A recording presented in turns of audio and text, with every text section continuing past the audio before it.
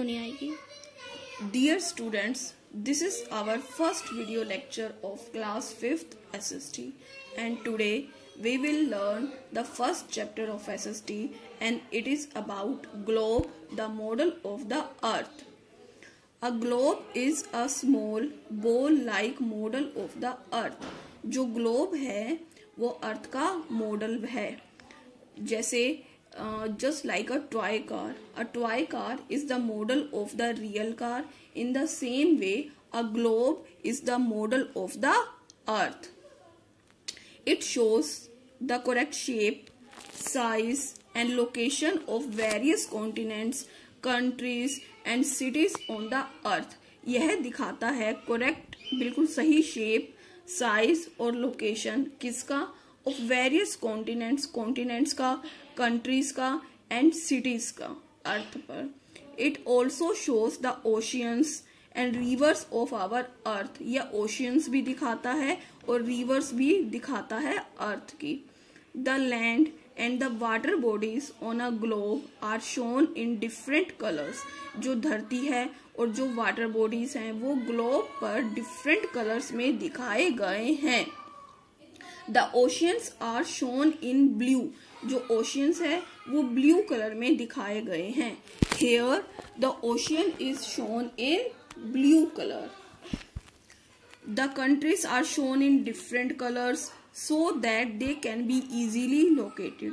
जो countries हैं वो different colors में दिखाए गए हैं ताकि वो आसानी से locate किया जा सके.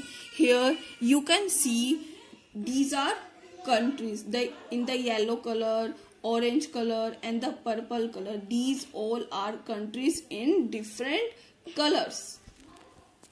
We can see which countries are bigger and which are smaller. हम देख सकते हैं कि कौन सी countries bigger हैं, कौन सी smaller हैं. We can also see which countries are near each other and which are on the opposite side of the each other. हम ये भी देख सकते हैं कि कौन सी कंट्रीज बिल्कुल पास हैं एक दूसरे से और कौन सी countries on the opposite side of each other, एक दूसरे से अपोजिट साइड पर हैं. However, the globe cannot show detailed information. क्योंकि ग्लोब एक छोटी होती है, ग्लोब बहुत छोटा होता है और अर्थ बहुत बड़ी. So you cannot see the detailed information on this globe. You can see only important information on this globe. Here you can see only the most important cities on the globe. You can't see all the cities on the globe. If we look at the globe, we can see only one half of the globe at a time. अगर हम globe को देखें तो हम इसका one half ही एक समय में देख सकते हैं. You can see this globe. You can see only one half of the globe at a time. You cannot see the other part of the globe here. We have to turn it around to look at the other half. हमें इसको घुमाना पड़ेगा इसके दूसरे half को देखने के लिए. The globe can be turned around the axis. जो ग्लोब है वो एक्सिस पर घुमाया जा सकता है. And imaginary line passing through it. और जो एक्सिस क्या होते हैं वो एक इमेजिनरी लाइन, इमेजिनरी मतलब काल्पनिक लाइन होती है जो इसमें से पास होती है, गुजरती है. Next you can see the top most point on the axis of the globe is north pole. Top most मतलब सबसे ऊपर का पॉइंट, जो टॉप मोस्ट पॉइंट है इसका on the axis of the globe, globe पर is the north pole. इसको north pole कहते हैं. And the bottommost point of the axis of the earth is called the south pole. और जो bottommost मतलब नीचे का जो point है उसको कहते हैं south pole. इसको कहते हैं topmost point, इसको कहते हैं north pole. ये है bottommost point और इसको कहते हैं south pole. We can see a line running exactly through the middle of the globe in the east-west direction. हम देख सकते हैं एक लाइन, इमेजिनरी लाइन है ये भी, which is running exactly through the middle of the globe, जो कि ग्लोब के बिल्कुल मिडल में जा रही है, बीच में, in the east-west direction में. This is called the equator, इसको इक्वेटर कहते हैं। This imaginary line, this is the line, it is called the equator. It divides the earth into two equal halves. It divides the earth into two equal halves. The uppermost part of the earth is called north pole या northern hemisphere, and the bottommost part of the earth is called south pole or the southern hemisphere. Next we will learn the latitudes. On a globe we can see a network of lines. हम globe पर देखते हैं network of lines, बहुत सारी lines देखते हैं। Dividing the earth, जो अर्थ को डिवाइड करती हैं वर्टिकली एंड हॉरिजॉन्टली, वर्टिकली और हॉरिजॉन्टली अर्थ को डिवाइड करती हैं। Dear students, as you know we are studying the first chapter of SST and that is globe, the model of the earth. The equator and the lines which run parallel to it are called the parallels of latitudes. जो equator हैं और जो दूसरी lines हैं जो equator के बिल्कुल parallel चलती हैं उनको कहते हैं parallel of latitude. These parallel lines form full circles around the globe. और ये जो पैरेलल लाइंस हैं ये फुल सर्कल्स बनाती हैं ग्लोब के अराउंड द ग्लोब पर।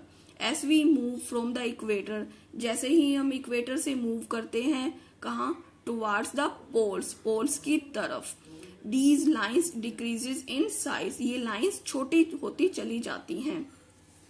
You can see here, this is equator and this is north pole, this is south pole, and as we move towards the north pole or towards the south pole, you can easily understand these lines decreases in size. These lines decreases in size, they run parallel to the equator. Latitudes never meet or touch each other. जो ये latitudes होते हैं ये ना ही कभी मिलते हैं और ना ही कभी एक दूसरे को टच करते हैं। They divide the earth into slices from top to bottom, ये अर्थ को डिवाइड करते हैं फ्रॉम स्लाइसेस इनटू स्लाइसेस में from top to bottom. The parallels of latitude are numbered from 0 degree to 90 degree.